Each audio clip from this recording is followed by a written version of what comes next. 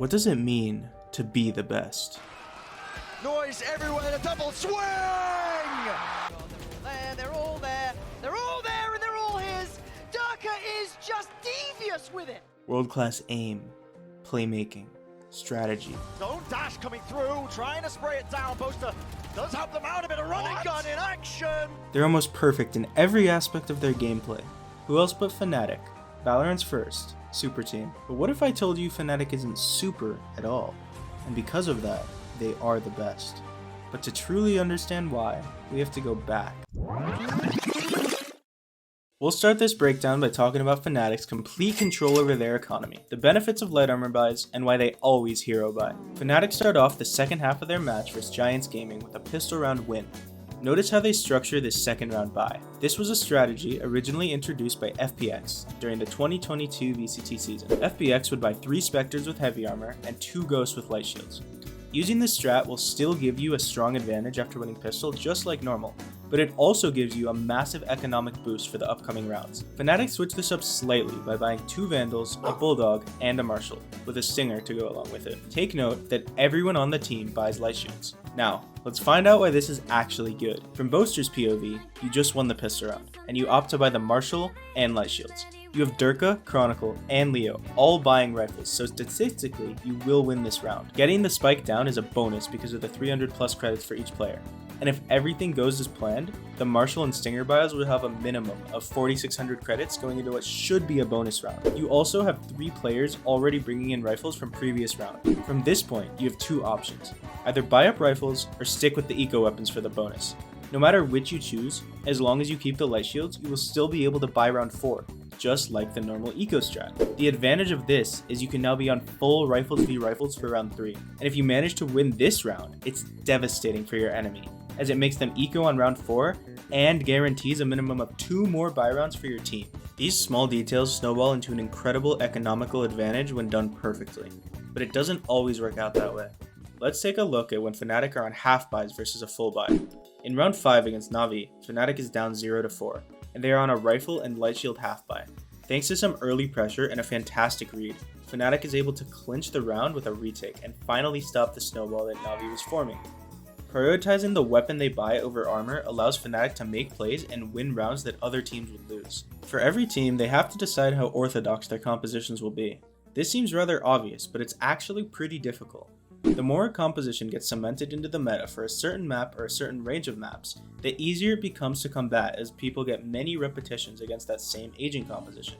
This is why some teams will shy away from the presumed strongest composition or agents to play to individual strength, or gain percentage points for teams that have little practice versus underpicked agents in the meta.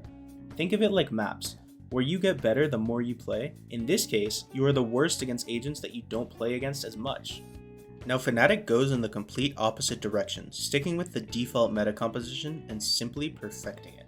Knowing that, let's take a look at a couple of Fnatic's agent compositions. On Bind, they play Brim, Cypher, Raze, Sky Viper, and it never changes.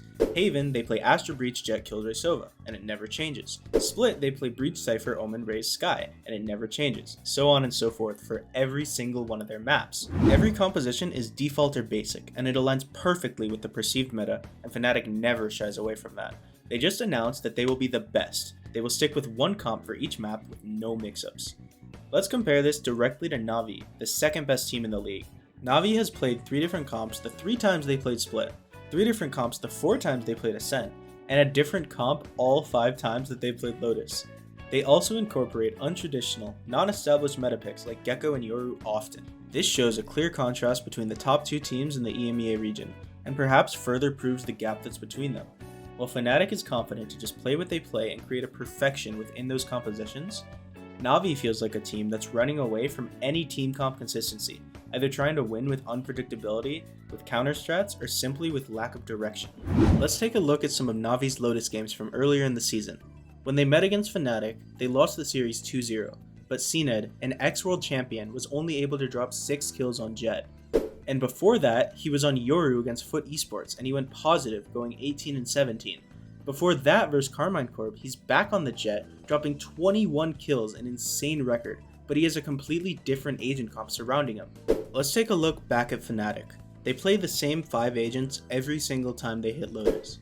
while Na'Vi have played 3 different comps against 3 different teams leading up to their defeat versus Fnatic. The repetitions and consistency prevent performances such as CNED's 6 and 20. Next, we're going to take a look at a round from Fnatic vs Team Liquid. On Fnatic's attack pistol, they understand the teams are likely to take heavy rebel control, so they throw a Viper Wall plus an orb towards A.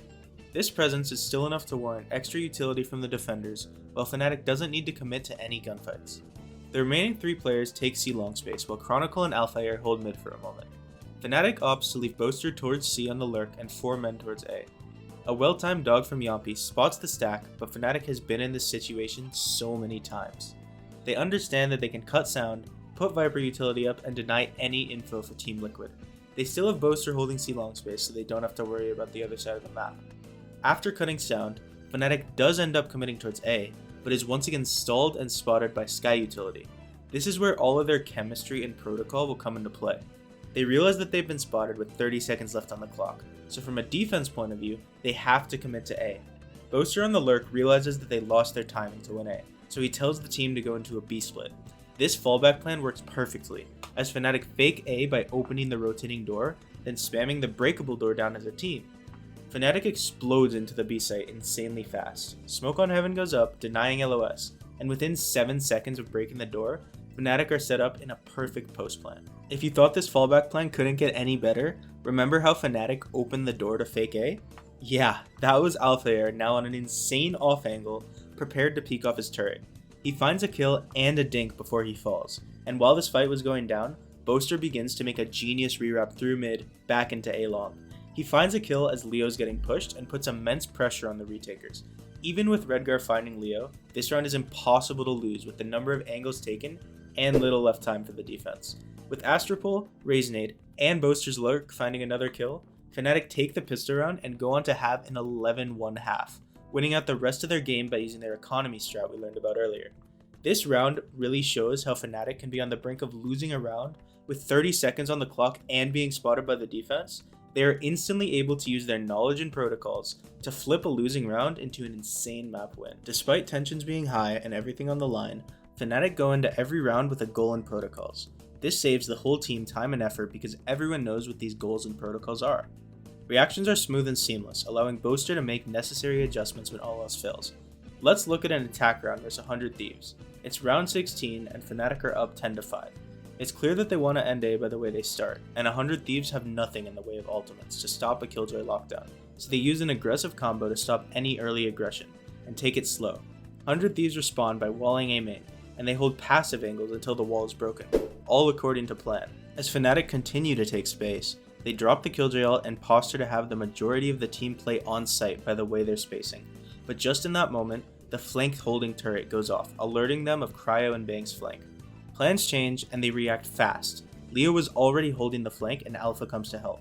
Instead of holding deep in main, they double hold up down near pregnant, catching Cryo off guard and immediately dispatching Bang. These lightning fast reactions and universal understanding of the goals and protocols gives this team of Titans an irrefutable chemistry that their opponents clearly lack.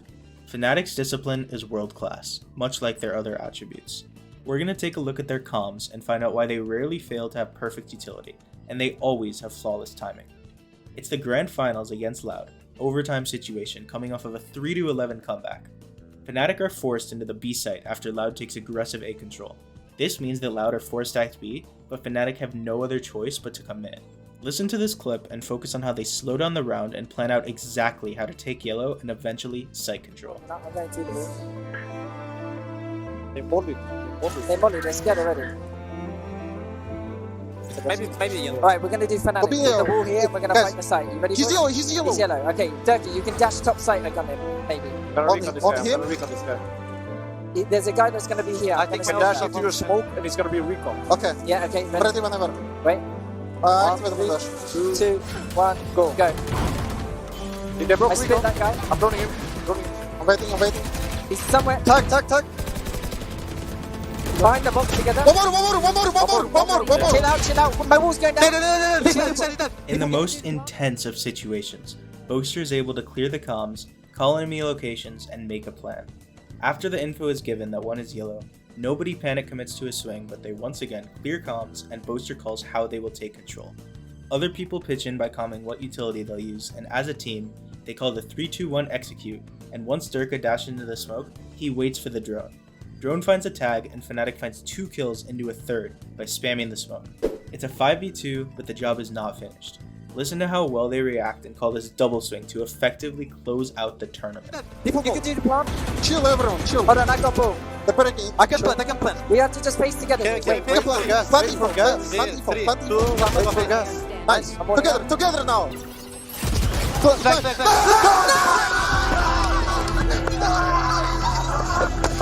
And that was just a couple months ago. Against all odds, Fnatic became major winners in Brazil, and it's all thanks to their discipline in high-pressure moments.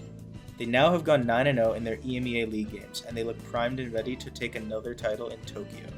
If you enjoyed this video, don't forget to like and subscribe, comment what team breakdowns we should do next, and once again, I'm Joshi, and I'll see you guys in the next one.